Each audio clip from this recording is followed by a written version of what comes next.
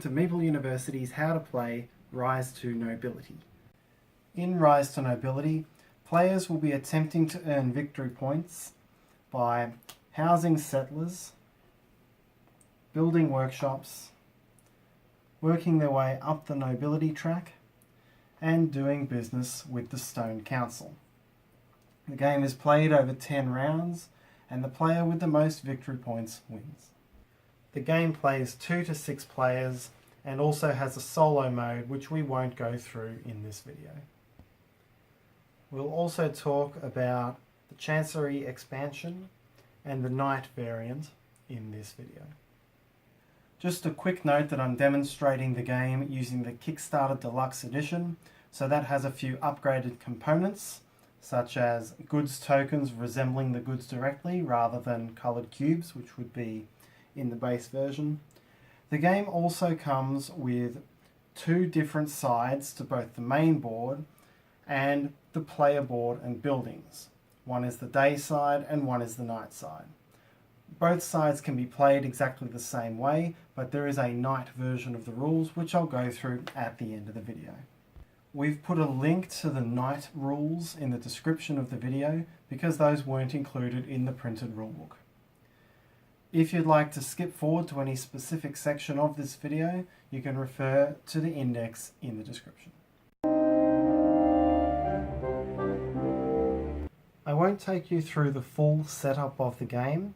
You can find that in the rulebook.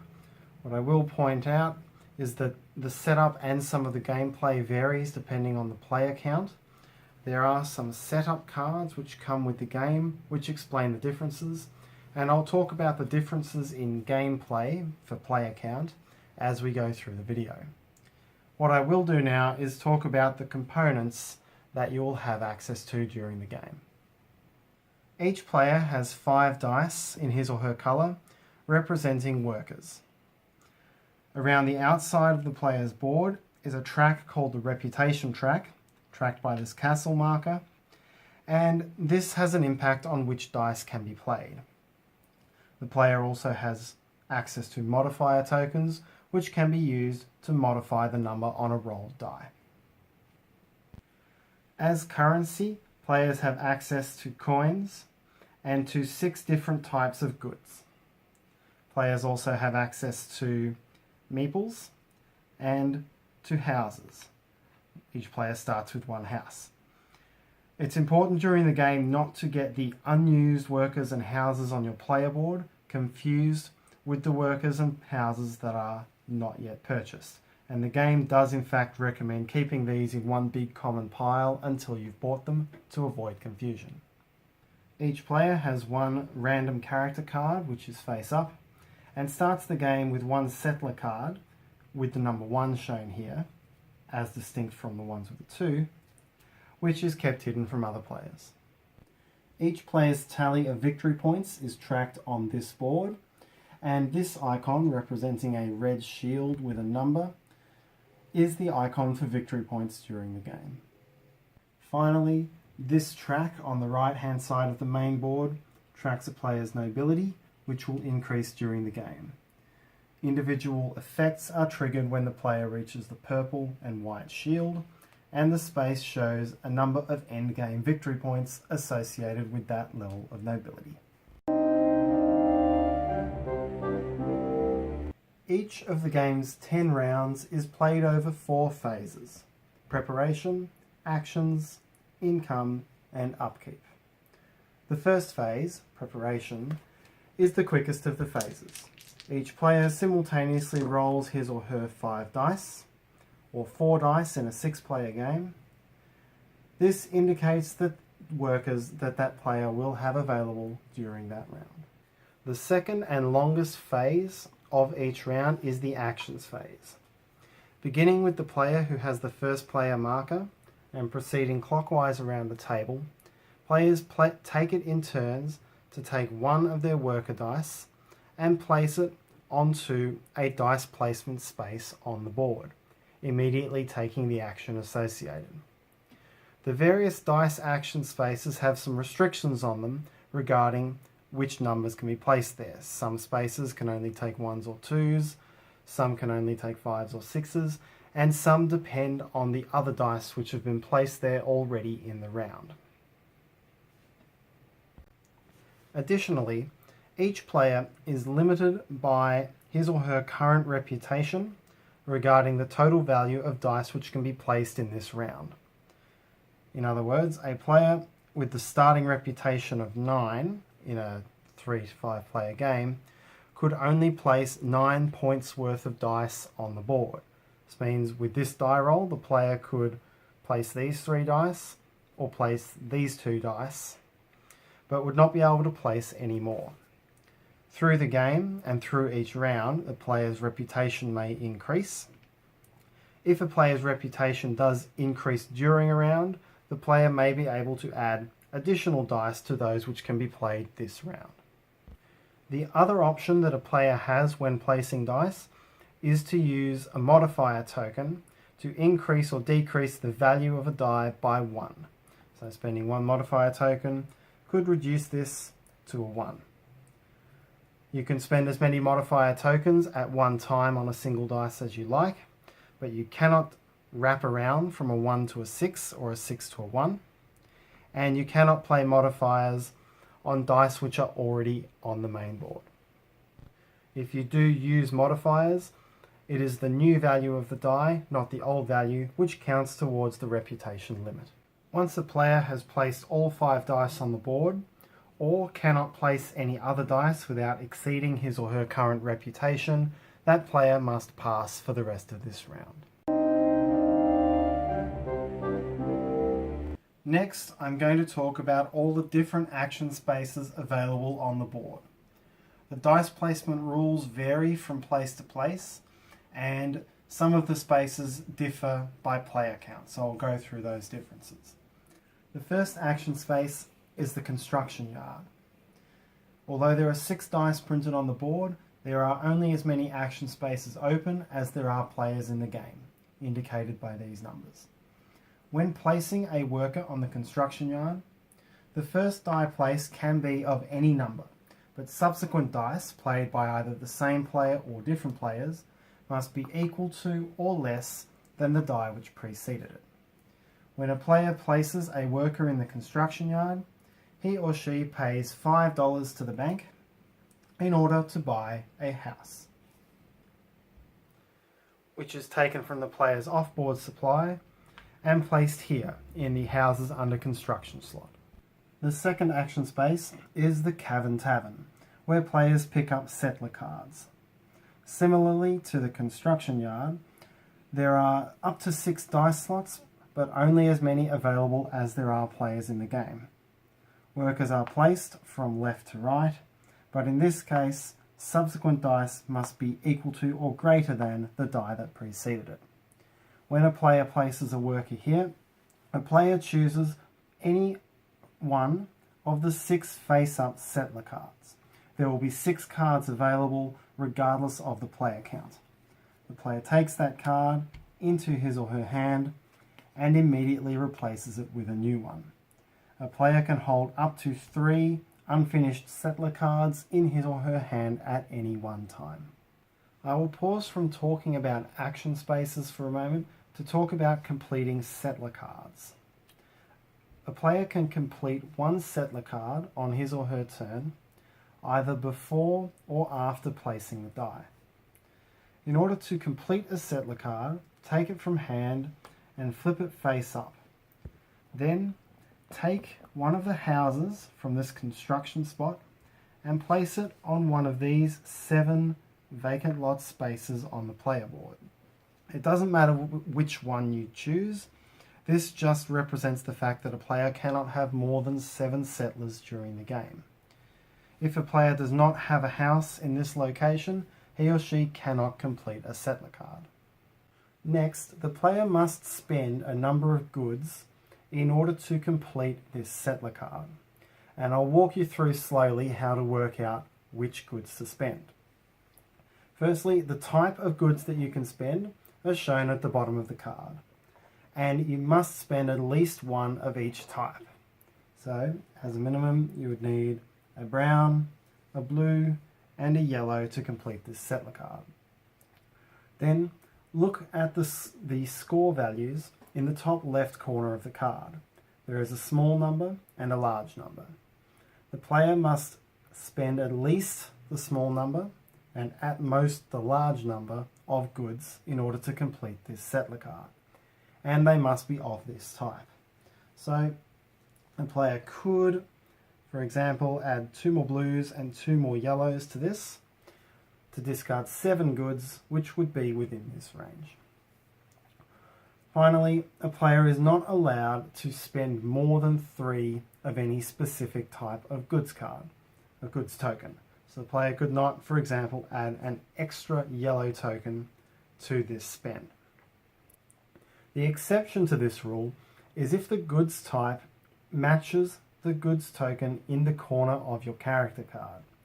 In that case, you can spend a 4th goods token, but only a 4th of that type when completing a settler card.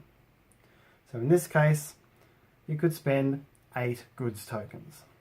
Discard those and gain 1 victory point for each goods token spent.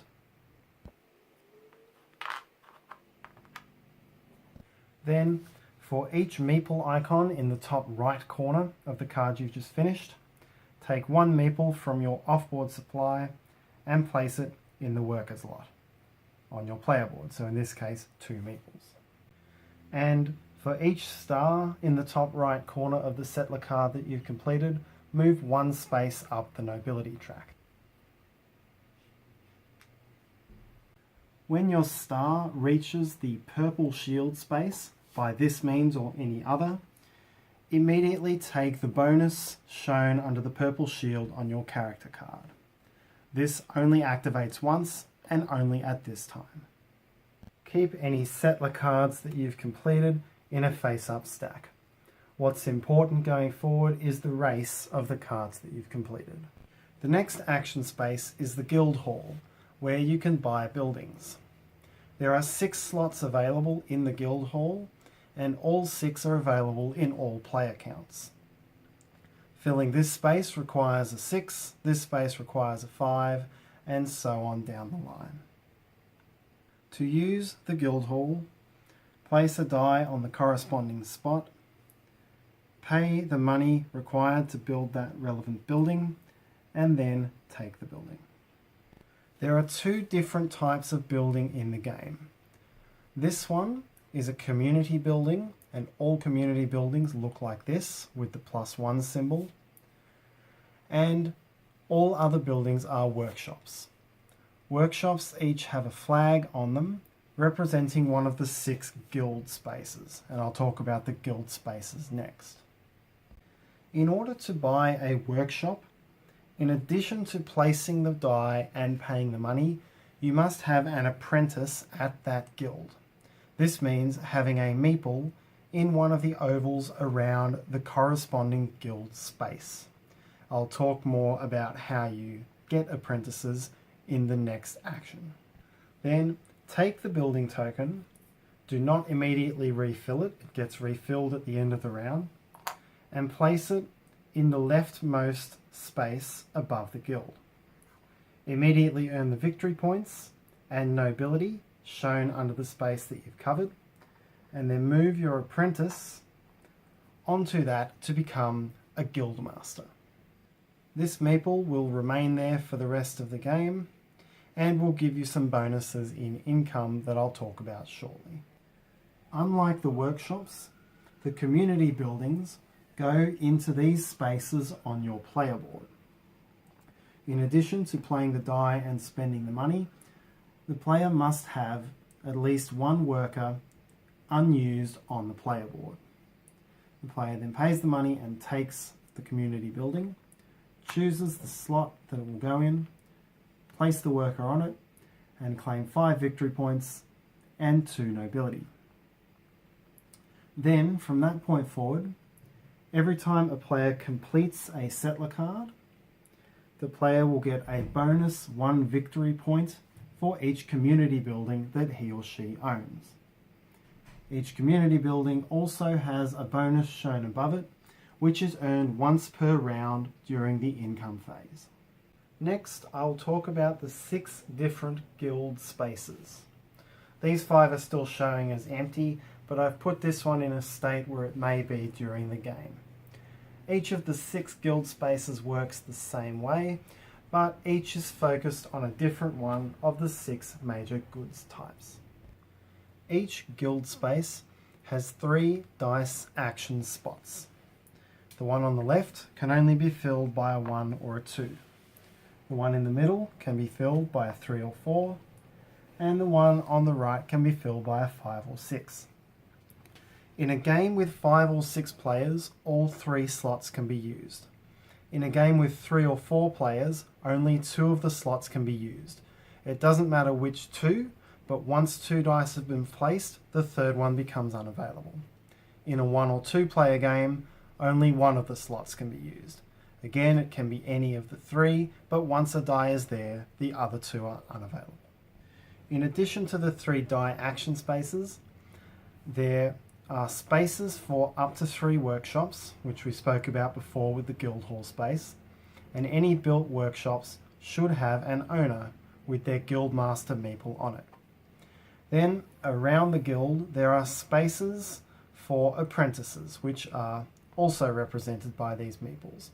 Although there are 6 spaces, only as many as there are players in the game are available for use. When a player places a die on a guild space, the following effects occur in this order. Firstly, any workshop in the corresponding space to that die, or any spaces to the left of it, are activated. So in this case, these 2 are activated and this one is not. The owners of activated workshops immediately get the printed bonus on the board, unless it is the player's own die which activated it. So in this case, white is not activated, so would not get this bonus. Blue was activated by red, so blue would get 1 yellow goods token. And red was activated by red, so would not get this bonus. Next, the player who placed the die may use the action associated with any or all of the activated workshops. In this case, it doesn't matter who owns that workshop. This player may use any of these actions. The actions for these workshops are carried out from left to right. I won't go through what all of these icons mean. You can find that in the back page of the rulebook. Next, the player may buy goods from that guild. The number of goods that a player may buy is shown underneath the die slot, so 1, 2, or 3. Each goods token costs $1, so the player could spend $2 to buy 2 yellow tokens from the Merchant's Guild. Additionally, for every apprentice that player has in that guild, he or she gets 1 free goods token of that type. The player only gets this if he or she buys at least 1 goods token. If the player chooses not to buy any, he or she does not get free goods for those apprentices. The final step is that a player may place apprentices into this guild. Look underneath the die spot and this will show you how many apprentices you may move to this guild. 2, 1, or 0. To move an apprentice to the guild, either take a meeple from the worker lot space of the player board and place it into an apprentice spot, or take an apprentice from a different guild on the board and place it into the apprentice slot. The player cannot move a guild master from a workshop of another guild when doing this action. It may only be another apprentice. Although there are 6 apprentice slots printed on the board, only as many are available as there are players in the game. A couple of quick clarifications on the guild. Firstly, due to the order in which those actions take place, you will be buying goods before you're placing apprentices, and therefore you will not be able to get free goods for the apprentices that you place in the same turn. The other thing I want to clarify is that some goods are free and some goods are purchased, and it's important to remember which are which. The bonuses that guildmasters get for their workshops being activated are free. Goods from workshops that match that type of guild, such as this one, are free. This one here, which allows you to buy a different goods token, that is a goods token from a different guild, that is a purchased goods token, so that will cost 1 coin. Goods purchased from the guild as part of this part of the action cost 1 coin each, but you get free goods for each apprentice that you have when you take that action. The White Castle action space is where players can go to increase reputation, which is what's indicated by this icon here.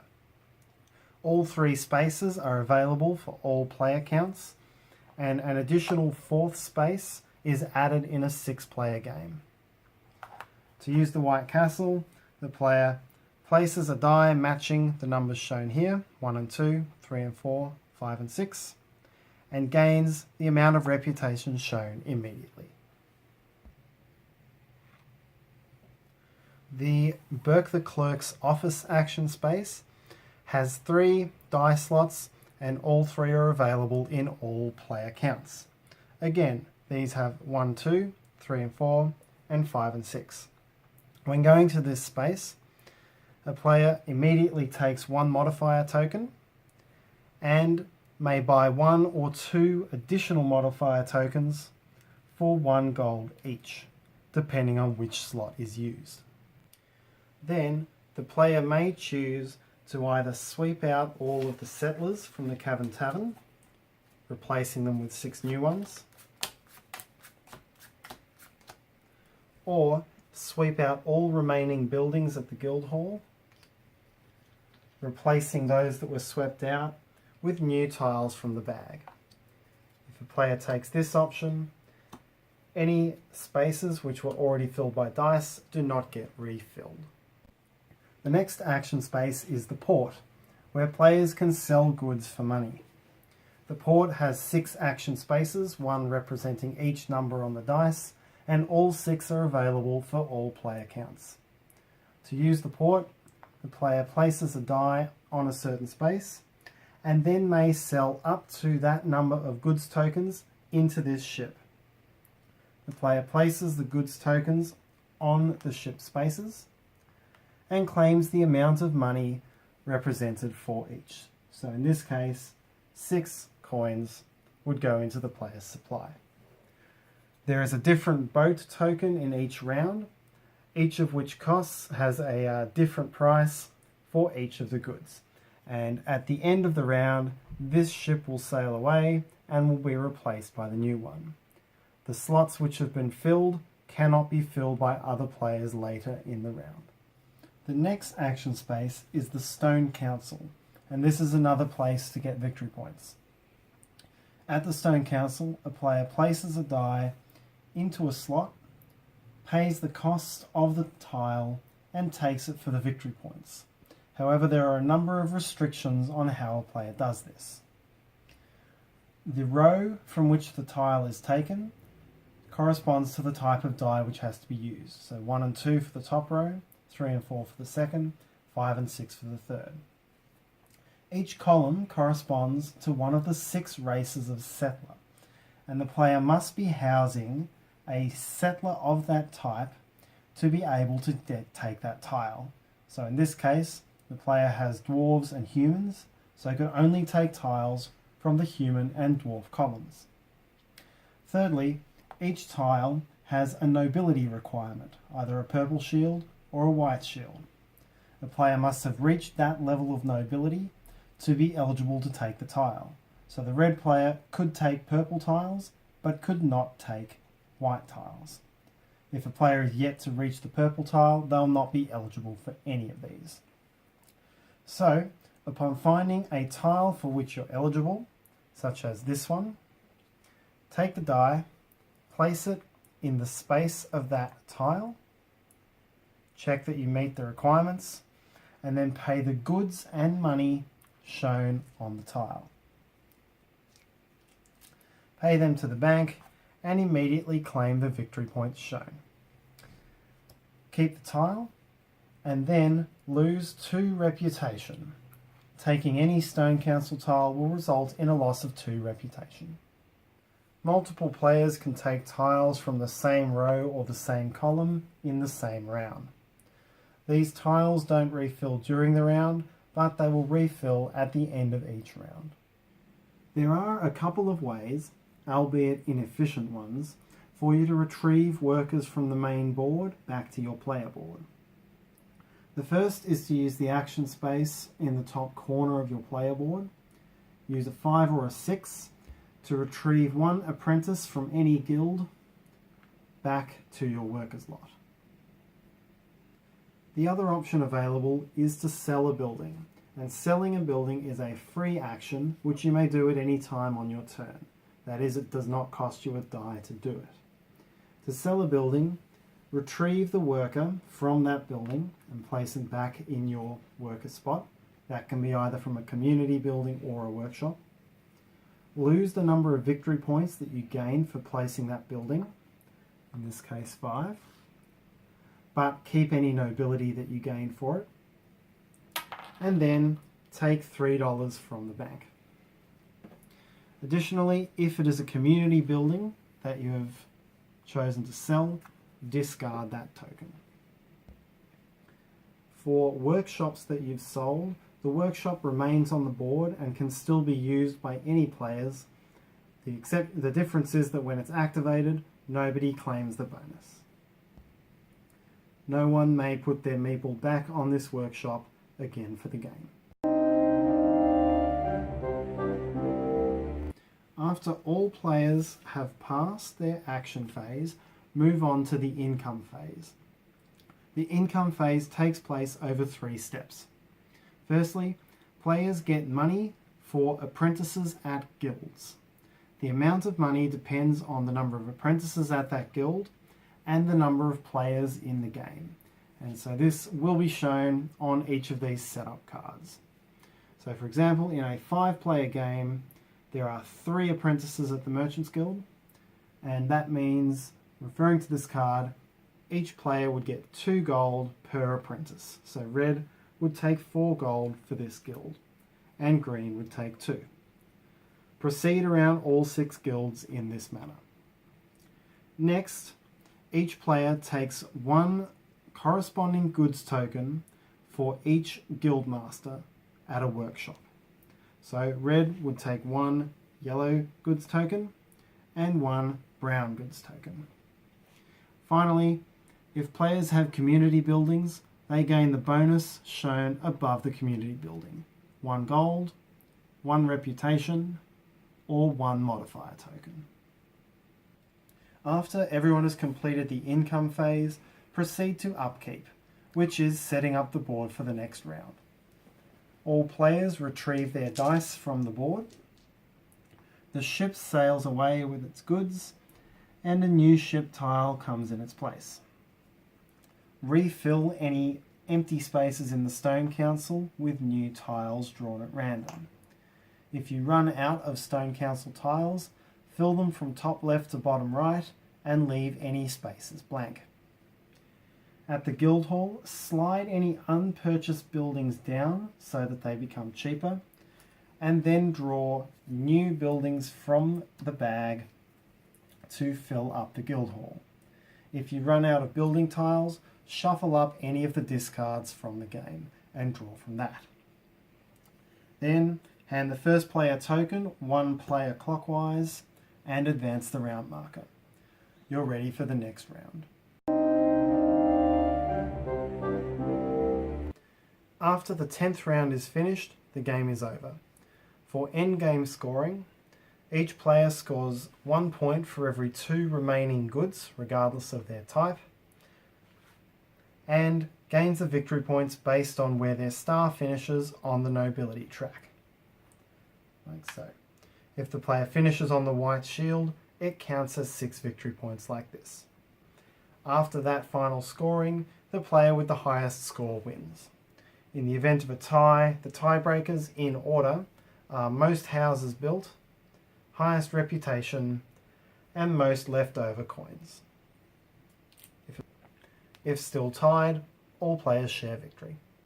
Rise to Nobility is part engine building and part a game of efficiency.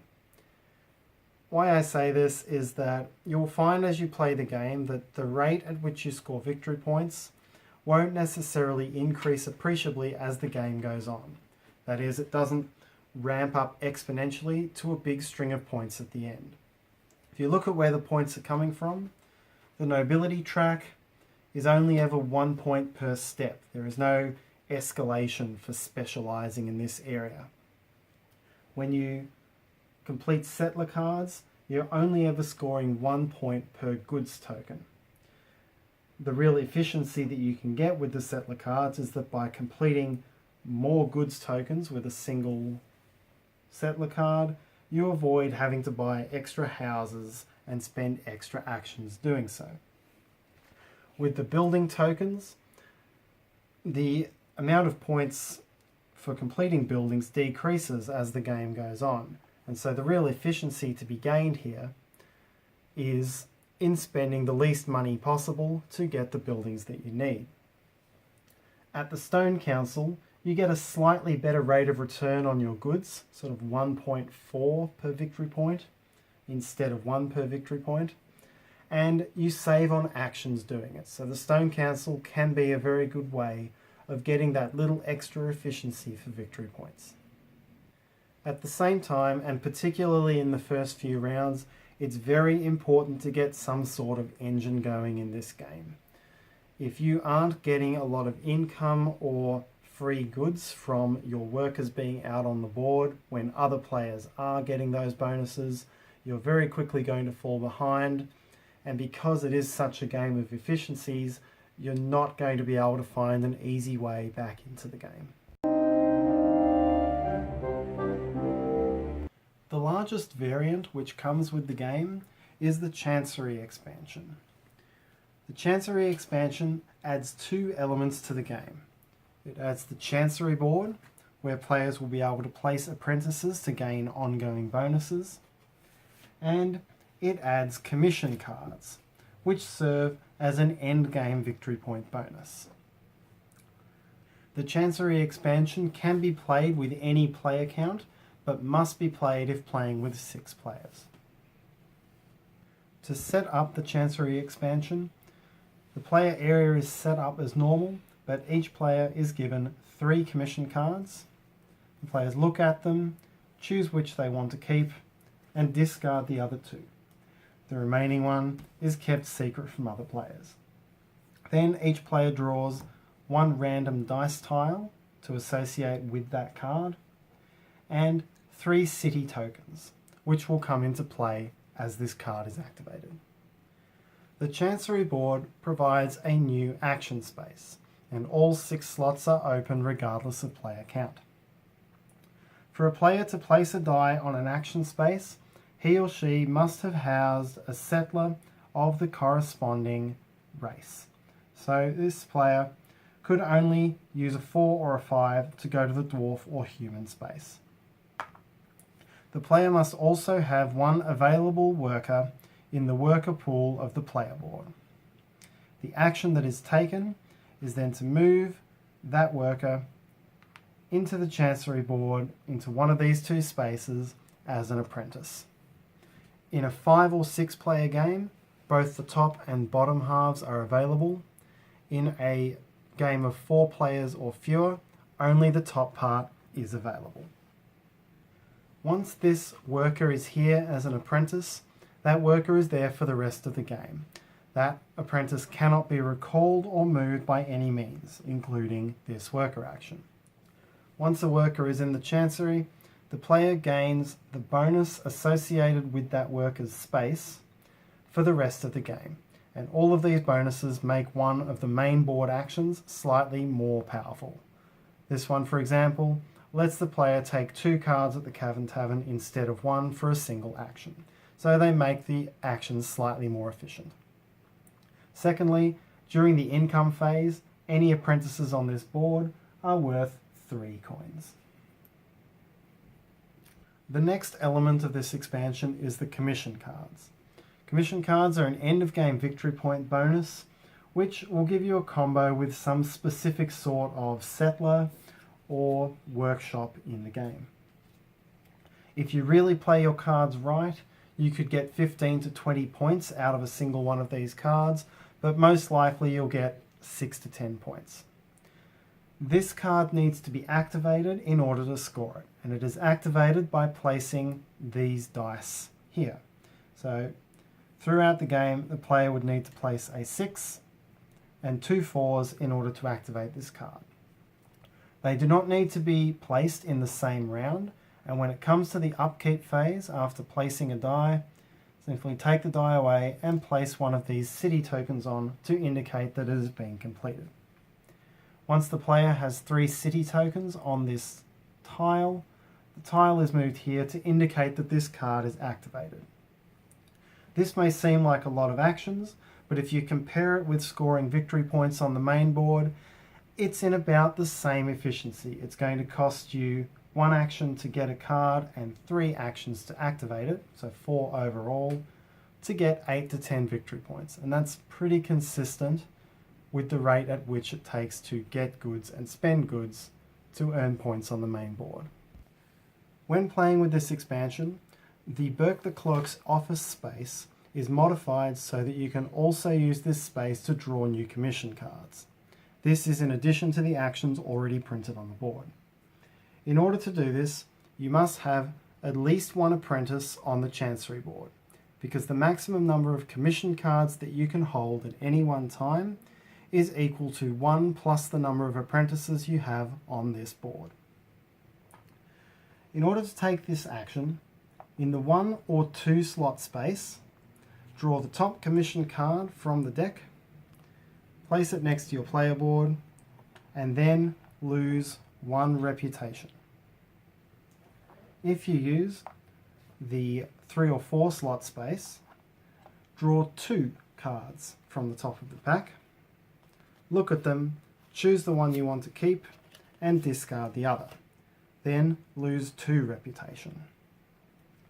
Similarly, if you use the 5 or 6 slot space, draw 3 cards from the top of the pack, look at them, choose the one you want, discard the other 2, and lose 3 reputation.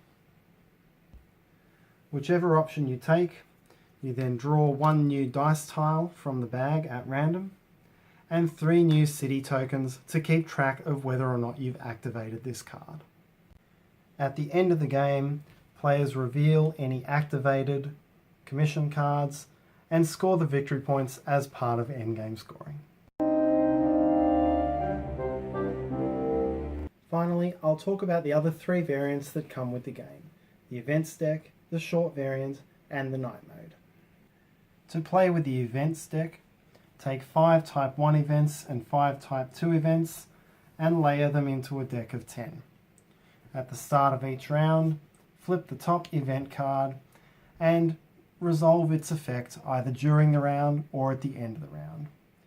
The event will either make some action cheaper during the round or will give you a bonus at the end of the round. They are all positive for the players.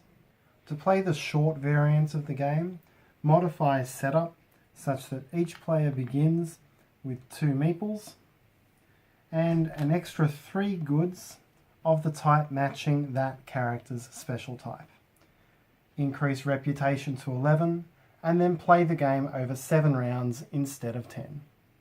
When playing in night mode, flip the main board, player board and building tiles over to the night side. This is purely thematic, it has no impact on gameplay, but it looks cool.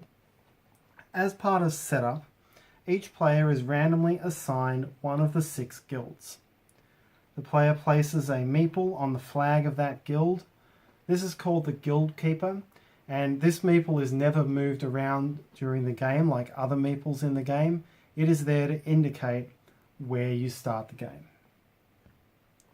When each player takes their character cards at the start of the game, the character must match that player's guild. And so green would be the only player who could hold this character. When a player owns a guild, it is treated as if any empty workshop slots in that guild are already owned by the player. And therefore, all players begin the game with 12 victory points and with 6 steps up the nobility track, representing the bonuses for these workshop slots. As a consequence of this, all players start above the purple shield, and therefore immediately activate the purple shield power on their characters. The added premise of the night mode is that players are vying for control of the 6 guilds, and at the end of the game, the player who controls each guild will gain 7 victory points. When a player builds a workshop in another player's guild, this player would gain the victory points and nobility as normal, but because the effective ownership of this space has been taken from Red, Red will lose the victory points and nobility associated with that space. So Red would move down the victory point tracker 5 spots and would move 3 spots down the nobility track. Red does not have to return the character bonus for the purple shield, but would now not be able to buy purple Stone Council cards. When a player builds a workshop in his or her own guild, the player receives no victory points or nobility, because the player is already considered to have those victory points and nobility as part of the starting conditions. At the end of the game, as part of endgame scoring, evaluate each of the 6 guilds and determine who has the most workshops there. Whoever has the most workshops owns the guild and gets 7 victory points. If there is a tie and one of the tied players is the guild keeper breaks the tie. In all other cases, nobody gets the points. So looking at this board and how it would be evaluated, in here it is a tie with original guild keeper green breaking that tie, so green would get the points. Down here, red was the guild keeper, but white has the majority, so white would get the points. Down here, white has the majority and is the guild keeper, so white would get the points. Here, there is no guild keeper, but blue has the majority, so we get the points. Nobody has workshops here, so the guild keeper takes the points. And in this neutral guild, there is a tie, so there are no points awarded. The one other modification for night mode is the ability to move other players' apprentices instead of your own.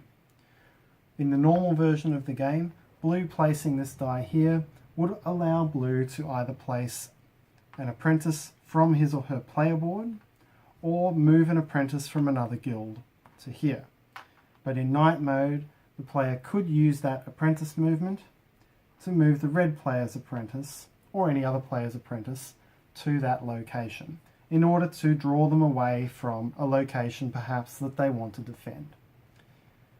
The player who is being moved has the option to lose 1 reputation in order to stop it from happening. If the player does this, then the move action is effectively spent. This player cannot then do a different worker movement with that action. And that's how to play Rise to Nobility. I hope you enjoyed the video and I hope you enjoy playing. Please subscribe to our channel if you'd like to hear more from Meeple University.